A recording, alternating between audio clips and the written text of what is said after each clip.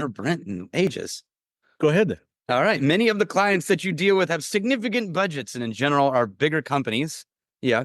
Two of my biggest clients started with small initial campaigns. And the reality for us is that many of our clients have smaller budgets and are either first-time radio buyers or earlier in their radio advertising journey. What advice would you give first-time radio ad? There's a lot of these questions right now to ease their anxiety levels and make them more comfortable taking that first step. I think we've answered that question with the last three. I mean, you again emphasize long-term. Yeah. Goal is, and this is, I find it sometimes a little more understandable if you tell them, look, your goal is not some number. Our goal with a 52-week campaign is to make you the most famous of whatever it is that you do in your town. If you're a plumber, I want you to be the most famous plumber in town. Mm-hmm.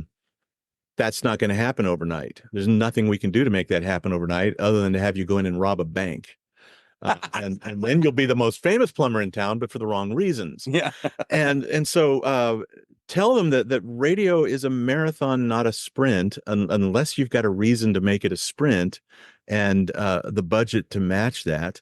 But if they're just taking their baby steps, that whole message about long-term becoming famous, and famous takes a while, right?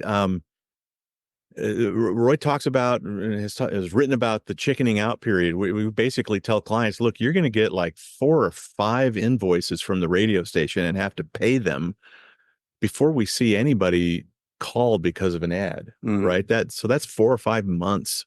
And the whole goal there is to get them thinking long term, right? We don't want to promise them that, oh, the phone's going to start ringing. We're going to start the ads on Monday. The phone's going to start ringing Tuesday morning. People are going to wake up and go, oh my God, I can't believe this. It's never going to happen that way. So the chickening out period, and your job is to make them believe that it's going to happen, but it's not going to happen overnight. And we take baby steps. This is growing. It's not even growing a cash crop like wheat or corn that you have to replant every year. It's like growing a vineyard or a walnut grove, where it's going to take a long time for these trees to mature. But once they do, we're going to harvest every year. I think the thing behind that too is also, and we keep saying this around this, but I'm going to say it directly because all of you guys are in radio, I think, in this group who are with us right now. And if you're watching this and you're not, it still matters.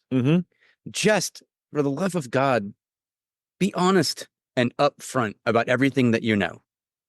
Quit trying to gamify how much information you're going to feed them and in what order in order to get responses. Just talk to them like real people. Be honest about what you know. Be honest about how you know things do and don't work, and then let them make the choice with that information.